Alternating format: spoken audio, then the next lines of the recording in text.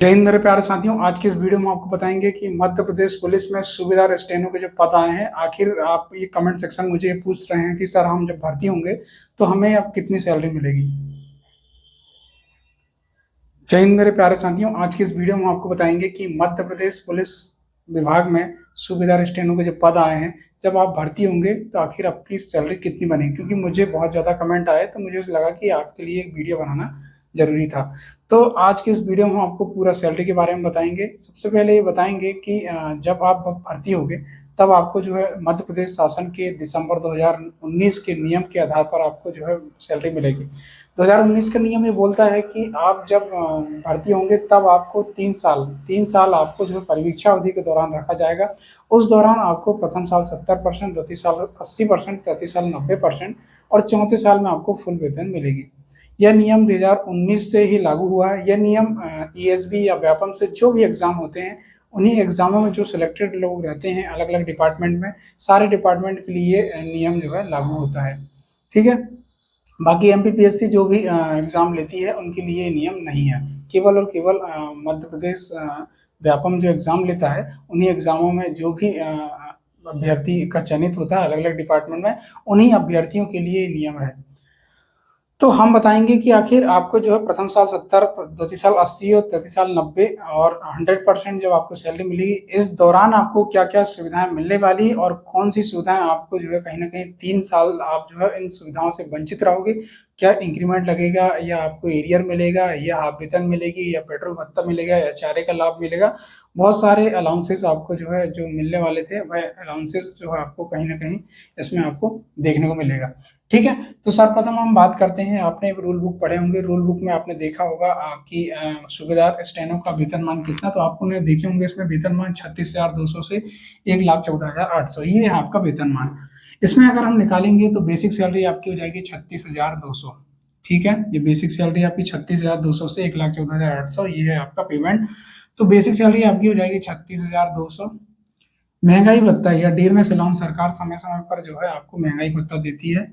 ठीक है, तो अभी महंगाई भत्ता की दर आपको जो है 55% चल रही है। तो इसका अगर आप 55% निकालोगे, 36,200 का 55% निकालोगे, तो आपको जो है 19,910 रुपये आपको यहाँ पर देखने को मिलेगा। तो ये हो गया डियरनेस अलाउंस आपका। अब आता है अतिरिक्त भत्ता, मतलब अदर अलाउंस जो है आपको कितना मिलता है। तो अदर अलाउंस आपका हो गया 1,278 रुपये। ठीक है।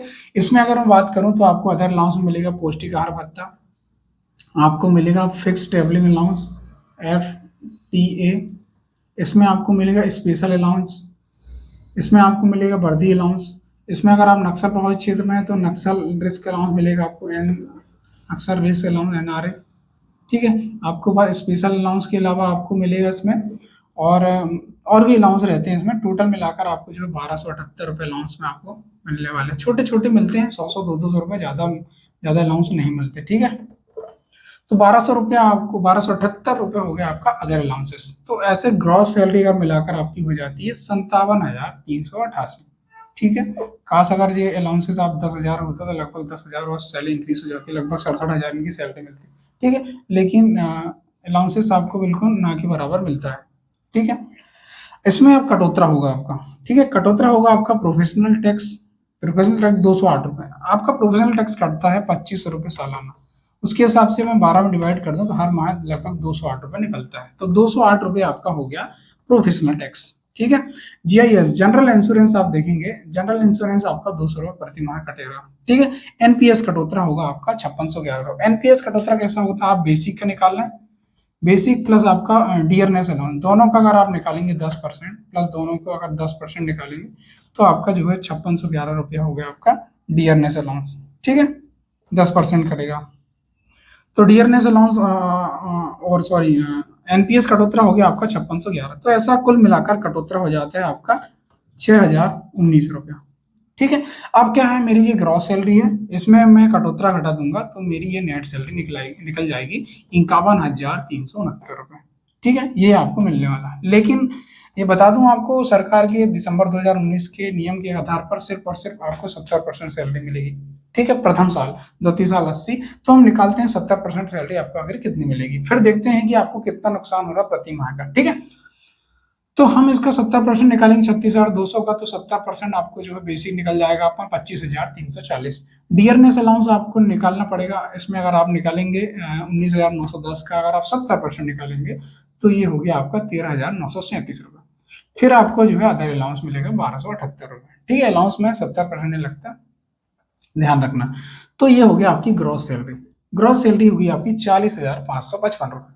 इसमें आपका कटौतरा होगा, कटौतरा होगा आपका प्रोफेशनल टैक्स 208 रुपये, जनरल इंश्योरेंस कटेगा आपका 200 रुपया, मैंने ये सब बता चुका हूँ आपको कैसे कटेगा। ठीक है, एनपीएस आपने एनपीएस कटेगा आपका 3927 रुपये।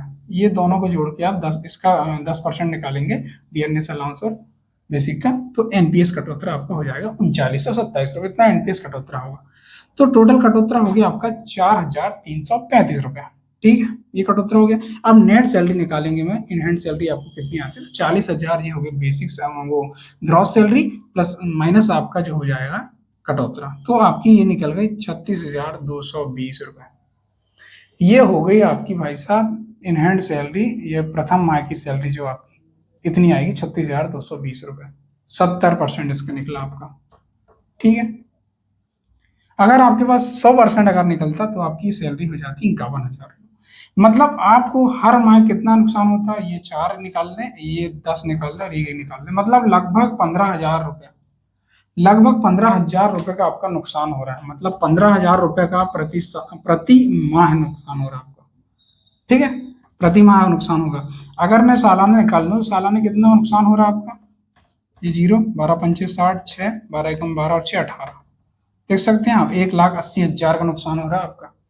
सालाना आपका 1,80,000 रुपये नुकसान हो रहा है। ठीक है, अगर आपको फुल वेतन मिलती तो 1,80,000 और आपको पैसे मिलते, लेकिन कटौतर हो रहा है आपका इतना 70, 80, 90 के नियम एक आधार पर। ठीक है, तो एक ये जो सैलरी आप देख रहे हैं 51,369, एक सम्मानी पद है आपका, सूबेदार स्टेनो, बहुत सम्मानी पद है। इसके हिसाब से आपको कम से कम सम्मानी वेतन तो मिलना चाहिए, इतना सम्मानजनक आपको वेतन मिलना चाहिए। 51,000 रुपये देख रहे हैं आप, 36,000 रुपये वेतन है। ये मेरी सैलरी है भाई साहब, मेरी सैलरी है इतनी 36,000 रुपये। मेरी सैलरी बताओ आप, मेरी सैलरी और इनमें मेरे और इसमें क्या फर्क रह गया। ये नियम जो है ना खत्म होना चाहिए। अब बात आती है कि जो आपका 2015 में जो स्टेनोग्राफर, अभी मैंने जो हमारे यहाँ स्टेनो बाबूजी हैं, तो उनकी मैंने वेतन पता किया, तो 2015 में वो भर्ती हुए थे, तो उनकी जो वेतन है वो है अर्जी वर्तमान वेतन 68,206। ये वेतन कह सकते हैं हम कि एक सम्मानी वेतन है। लेकिन फिर भी ये 2015 में भर्ती हुए, 10 साल इनकी हो गई सर्विस, तो 10 साल में फिर भी 68,000 कम मिल रही। लगभग उनको 70 से 72,000 रुपये सैलरी कम से कम मिलना चाहिए। मतलब एक अच्छी सैलरी, एक सम्मानी पद है तो कम से कम सम्मानी पद की गरिमा रखते हुए सैलरी भी अच्छी होना चाहिए। और कांस्टेबल में थोड़ा ध्यान देना चाहिए, कांस्टेबल की बहुत कम वेतन है। अभी स्टार्टिंग में बता दूं आपको, हमारे जब नए कांस्टेबल भर्ती हुए हैं सिर्फ 19,000 रुपये वेतन मिल रहा है उनको। 19,000 क्या होता है आज के समय में, 19,000 बहुत कम सैलरी होती है, तो सैलरी पर भी ध्यान देना चाहिए कहीं ना कहीं। तो दोस्तों ये था। और बात ये आती है कि हाफ वेतन, ये आपको जो है हाफ वेतन मिलेगी नहीं मिलेगी, मैं बता दूं आपको। जब आप भर्ती होंगे 3 साल की प्रोफेशनल के दौरान आपको हाफ वेतन नहीं मिलेगी। 13 माह की जिसको वेतन बोलते हैं, देखो पुलिस डिपार्टमेंट में 13 माह की वेतन मिलती है। एक आपको मिलती है दीपावली में, दूसरे आपको किस्त, 2 किस्तें रहती हैं। एक आपको दीपावली में मिलती है, दूसरा आपको होली में मिलती है ना, 2 किस्तों में मिलती है आपको। पेट्रोल भत्ता का लाभ नहीं मिलेगा आपको। ठीक है, वेतन वृद्धि 3 साल आप जब परीक्षा दे दौरान रहोगे तब आपको वेतन वृद्धि का लाभ नहीं मिला, मतलब इंक्रीमेंट आपको नहीं मिलेगा।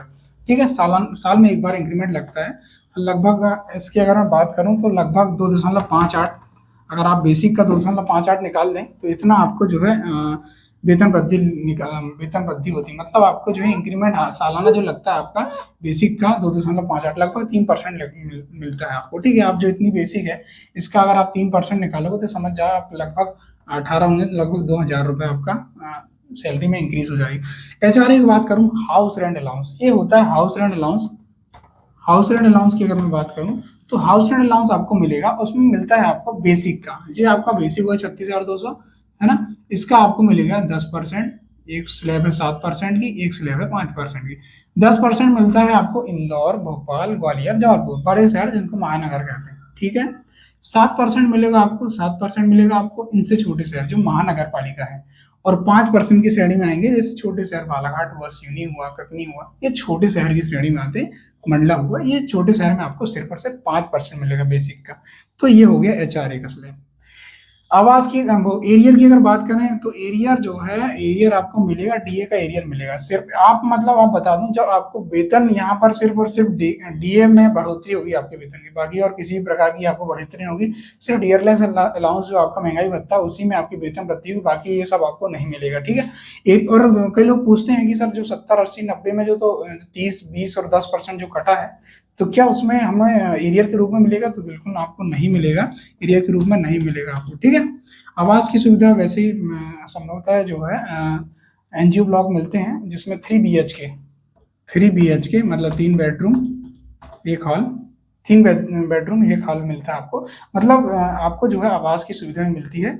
जो एनजीओ ब्लॉक होते हैं आपके, जो 3 BHK जो रहते हैं एनजीओ ब्लॉक, तो वो आपको जो मिलते हैं। और अगर आप आवास की सुविधा ले रहे हैं तो फिर एचआरए के लाभ नहीं मिल रहेगा आपको, ठीक है। तो संभवतः है, हालांकि सभी जिलों में आवास के एनजीओ ब्लॉक रहते हैं तो मिल जाते हैं, क्योंकि ये पद बहुत अच्छा पद है और आपको संभवतः आवास मिल जाता है, ठीक है।